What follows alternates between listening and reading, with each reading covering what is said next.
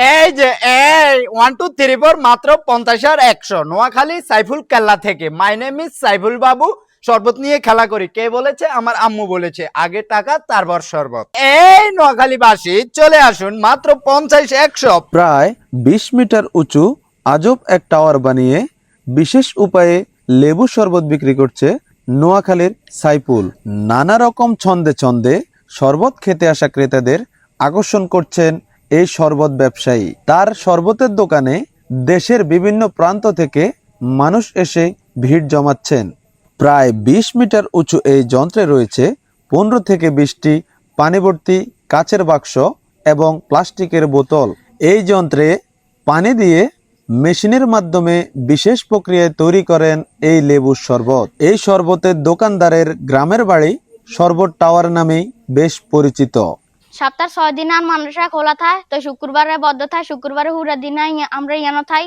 তো সাইফুল বাবুর শরবতটা আসলেই অনেক ভালো লাগে। তো আমরা শুক্রবারে গোড়া দিন এখান থেকে শরবত খাই। তিনি মূলত সারা বছর ঢাকার লালবাগে করে থাকেন এই ব্যবসা।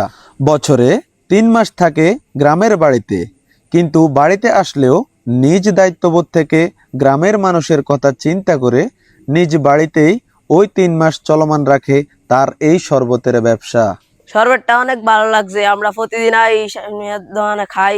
নোয়াখালীর চাটখিলের লটপটিয়া গ্রামের সাইফুলের নিজ বাড়িতে গেলে দেখা মিলবে এই অভিনব শরবতের।